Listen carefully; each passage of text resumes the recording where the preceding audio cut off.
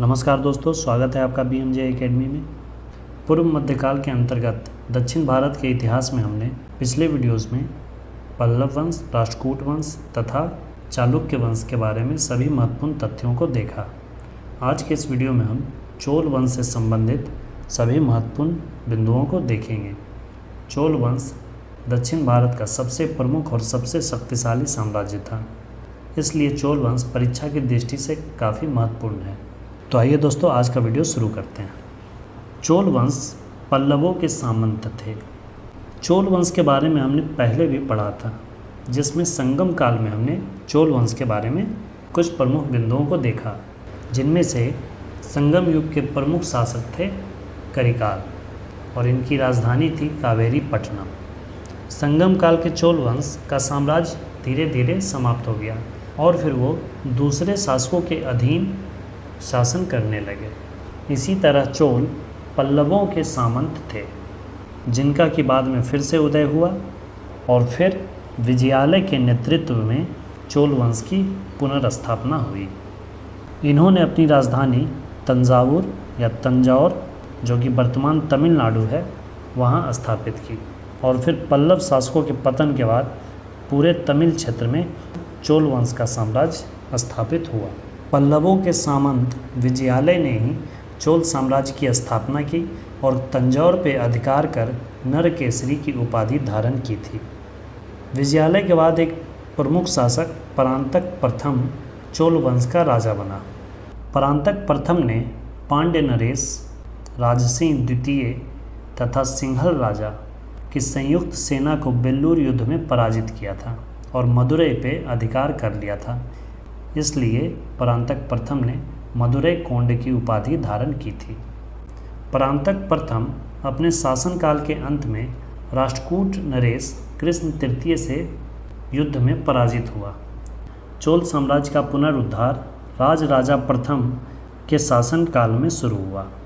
राजराजा का शासनकाल 985 ईस्वी से 1014 ईस्वी तक था।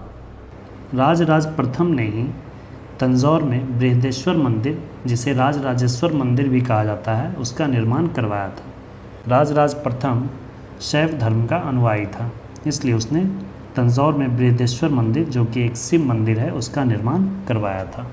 राजराजा प्रथम ने श्रीलंका पर आक्रमण कर वहाँ के शासक महेंद्र पंचम को भागने पर मजबूर कर दिया और श्रीलंका के अधिकांश क्षेत्र पर चोल साम्राज्य का आधिपत्य हो गया। राजराज प्रथम ने श्रीलंका के जीते हुए क्षेत्रों को मुमडी चोल मंडलम नाम दिया और इसी उपलक्ष्य में उसने मुमडी चोल देव की उपाधि धारण की। चोल वंश अपनी नौसेना के लिए सर्वाधिक प्रसिद्ध था। राजराज प्रथम ने अपनी नौसेना के बल पर ही श्रीलंका, मालदीव इत्यादि क्षेत्रों पर विजय हासिल किया। राजराज प्रथम के बाद उसका पुत्र राजेंद्र प्रथम 1014 ईस्वी से 1044 ईस्वी तक शासक बना। चोल वंश का सबसे प्रतापी राजा राजेंद्र प्रथम को ही माना जाता है। इसके समय में ही चोल साम्राज्य का काफ़ी विस्तार हुआ। राजेंद्र प्रथम ने बंगाल के पाल शासक महीपाल को पराजित किया और गंगा नदी के क्षेत्र पर अपना शासन स्थापित किया। इसी उपलब्धि पर उसने गंगैकोंड चोल की उपाधि धारण की और उसने गंगैकोंड चोलपुरम नामक शहर बसाया और उसे अपनी राजधानी भी बनाया। इसी शहर में उसने चोल गंगम नामक तालाब बनवाया, जिसमें गंगा नदी का पानी लिया गया। राजेंद्र प्रथम ने भी अपने नौसेना के बल पे दक्षिण पूर्व एशिया में सैन्य अभियान किया, जिसके अंतर्गत मलय प्रायद्वीप, जावा, सुमात्रा इत्यादि और भी द्वीपों पर उसने अपना शासन क्षेत्र स्थापित किया। राजेंद्र प्रथम स्वयं एक विद्वान भी था। उसने वैदिक शिक्षा के लिए अनेक संस्थाओं की भी स्थापना करवाई और शिक्षण संस्थानों तथा केंद्रों के लिए उसने भूदान किया, जिसे भोगम कहा जाता था।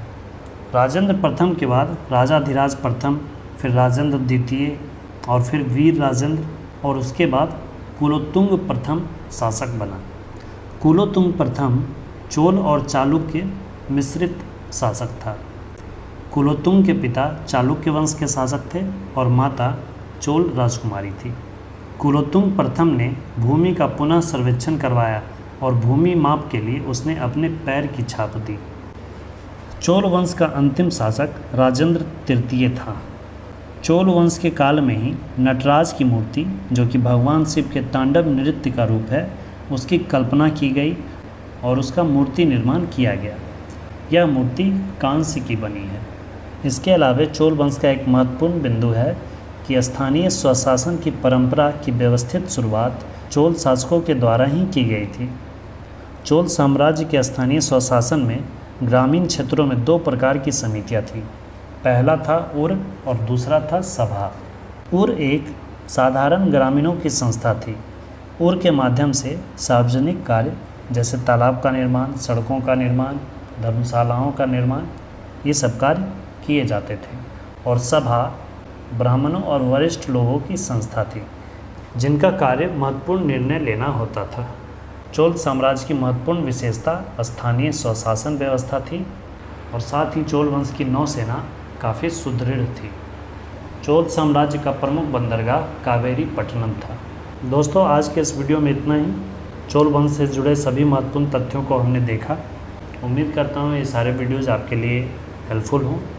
दोस्तों, यदि आपने एंशिएंट हिस्ट्री को नहीं पढ़ा है तो एक बार आप सीरियल तरीके से बिल्कुल फर्स्ट एपिसोड से पढ़ना शुरू कीजिए। यदि आप एक बार सीरियल तरीके से इसे पढ़ लेते हैं तो आपको चीज़ें समझ में आने लगेंगी और फिर जब आप दूसरी बार जब इसे पढ़ लेंगे तो आपको कुछ भी रटने की आवश्यकता नहीं होगी। आपको सारे पॉइंट्स आसानी से याद हो जाएंगे और एग्ज़ाम में भी आप अच्छा कर सकेंगे। इसलिए यदि आपने एंशिएंट हिस्ट्री को नहीं पढ़ा है तो आप एक बार सीरियल तरीके से बिल्कुल शुरुआत से एक एक करके सारे वीडियोस देख लीजिए, आपको निश्चित ही लाभ मिलेगा। दोस्तों, एंशिएंट हिस्ट्री अब कंप्लीट ही होने वाला है। इसके बाद मैं एंशिएंट हिस्ट्री के ऑब्जेक्टिव क्वेश्चंस को, जिस तरह से एंशिएंट हिस्ट्री के वीडियोस आए हैं उसी तरह से इनके प्रश्नों के वीडियोस भी उसी तरह से चैप्टर वाइज आपको मिलेंगे। आप उन वीडियोस को भी अवश्य देखिएगा और अपना फीडबैक ज़रूर दीजिएगा और साथ ही आप जिस परीक्षा की तैयारी कर रहे हैं उसके बारे में भी आप ज़रूर बताएं। वीडियो में अंत तक बने रहने के लिए धन्यवाद दोस्तों। मिलते हैं अगले वीडियो में इसके आगे के भाग के साथ। जय हिंद, वंदे मातरम।